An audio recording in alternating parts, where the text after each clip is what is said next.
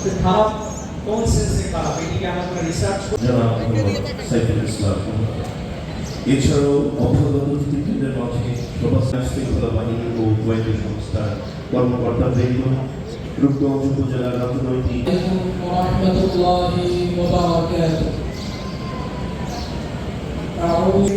الحمد لله رب العالمين وفتحت أبوابها وقال العظيم السلام عليكم ग्लानि भवति भारत अभ्युत्थानो धर्मस्य तदनुकूलः শরণার্থ যখনই পৃথিবীতে ধর্মের গ্লানি হয় আর অধর্মের পৃথিবীর সমস্ত প্রাণী শান্তি ভোগ করুক, কেউ যেন দুঃখ ভোগ না করে।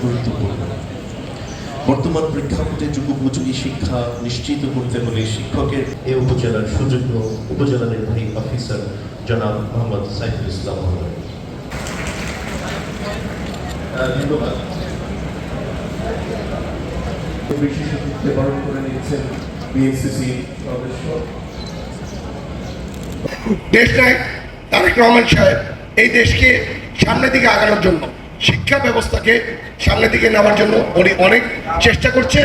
ওনার চেষ্টার মাধ্যমে বাংলাদেশের শিক্ষার নতুন একটি ধারা ইনশাল্লাহ আমরা দেখতে পারব। ওনার দ্বারা বাংলাদেশে আমি বলবো যেই মিনিস্টার যাদের করেছেন, আমি এসএল হক মিলন সাহেব ইভেন ভবি আচার সাহেবের কথাটা বলি যে ওনাদের টার্গেটই আছে জিরো টলারেন্সে দুর্নীতি ছাড়া ইভেন শিক্ষার মান সবচাইতে উন্নত দিকে যাতে যেতে পারে এর জন্য ওরা সবচেয়ে বেশি এই দিকে নজর রাখছে। আমি আশা করি বাংলাদেশকে একটি সুন্দর জায়গায় ওনারা নিয়ে। জাতীয় শিক্ষা পলিসি আছে এনইপি 2010 সালে জাতীয় শিক্ষা নীতি একটা প্রণয়ন করা হয়, ন্যাশনাল এডুকেশন পলিসি। বেশ ভালো, ওটা অনেক সুন্দর। ওখানে কিছু রাজনৈতিক কথাবার্তা আছে, বাট তাছাড়া এডুকেশন পলিসি অনেক সুন্দর। কিন্তু 2010 থেকে 2024 আমাদের শিক্ষা কি উন্নতি হয়েছে না অবনতি হয়েছে, এটা কিন্তু বড়ভাবে প্রশ্নবিদ্ধ। আমাকে যদি জিজ্ঞেস করেন আমি বলবো উন্নতি হয় নাই ভাই। তাহলে শুধু এডুকেশন পলিসির কাগজ দিয়ে তো লাভ হয় না, আসলে সেটা ফলো করতে পারতে হবে, বাস্তবায়ন করার কাজ করতে হবে, একটা ভিশন দরকার।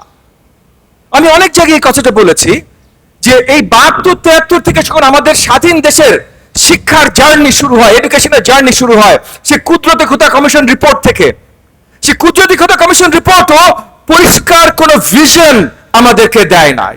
এরপর জামিলুর রেজা কমিশন, বহুত কমিশন এসছে, আমাদের অন্তর্বর্তীকালীন সরকারও কমিশন করেছে, কিন্তু কোন পরিষ্কার ভিশন আমাদেরকে দেয়নি। এই যে আপনারা হেডমাস্টাররা স্কুলে যাবেন, কলেজে যাবেন, আপনারা পুরো অ্যাডমিনিস্ট্রেশন নিয়ন্ত্রণ করবেন, বাচ্চাদের সার্ভিস দিবেন, গার্ডিয়ানদের দেবেন, টিচারদেরকে বলবেন কি করতে হবে, কোন আলোকে বলবেন, স্বপ্নটা কি, ফাইনাল গোলটা কি, ভিশনটা কি, এটা কি আপনাদেরকে দেওয়া হয়েছে? এত বছর ঠিকভাবে দেয়া হয়নি। এই জায়গায় আমি আবার ধন্যবাদ জানাই আমাদের মাননীয় প্রধানমন্ত্রী জনাব তারেক রহমানকে। উনি পরিষ্কার ভিশন দিয়েছেন। 10 বছর শিক্ষা নিলে তার এই ক্যারিয়ার পাথটা পরিষ্কার থাকতে হবে, 12 বছর শিক্ষা নিলে ওই ক্যারিয়ার পাথটা পরিষ্কার থাকতে হবে। আজকে আমাদের দেশে এইচএসসি পাস করে যত ভালো জিপিএ পাক, বিশ্ববিদ্যালয়ের পরীক্ষায় উত্তীর্ণ হয় না, পাস করে না।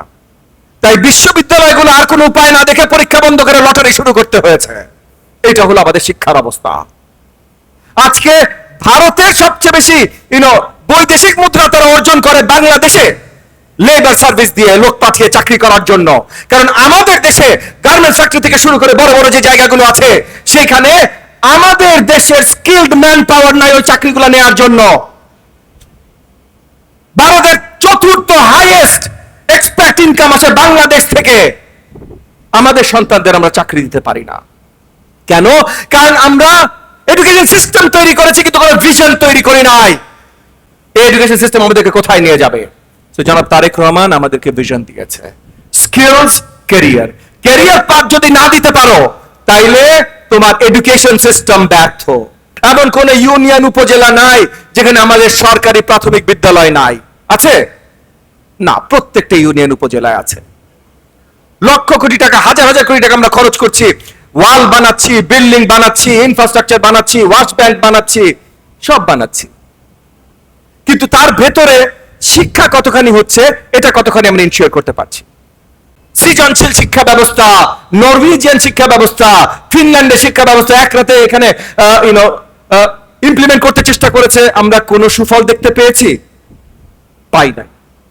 তো আমরা দেখতে চাই আপনারা যারা একদম গ্রাউন্ড লেভেলে, মানে একদম শিক্ষার্থীদের সাথে, শিক্ষকদের সাথে, স্ট্রাকচারের সাথে, গার্ডিয়ানদের সাথে ডিরেক্টলি যারা আপনারা ডিল করছেন, যাদের নেতৃত্বে আসলে স্কুলগুলো বড় হবে, তারা আসলে নেতৃত্বর দায়ভার নেন। সরকারি কর্মচারী না। হ্যাঁ, হতে পারেন ভাই সরকারি কর্মচারী, বেতন সরকার দেয়, বেতন তো আমাকেও সরকার দেয় ভাই, বেতন তো সেই হিসেবে আমাদের দীপু ভূঁইয়া সাহেবকেও সরকার দেয়, কিন্তু সরকারি কর্মচারী না। একজন জাতীয় লেভেলে, মানে দেশ জাতির জন্য নিবেদিত প্রাণ হয়ে আপনি আপনার স্কুলের নেতৃত্ব দেন। সেই নেতৃত্বর দায়ভার যখন আপনি নেবেন, সেটার দায়িত্ব যখন আপনি সঠিকভাবে নেবেন, সেটার জন্য আমাদের কাছে চাইবেন, তখন আমরা শিক্ষা ব্যবস্থাটাকে এগিয়ে নিয়ে যাব।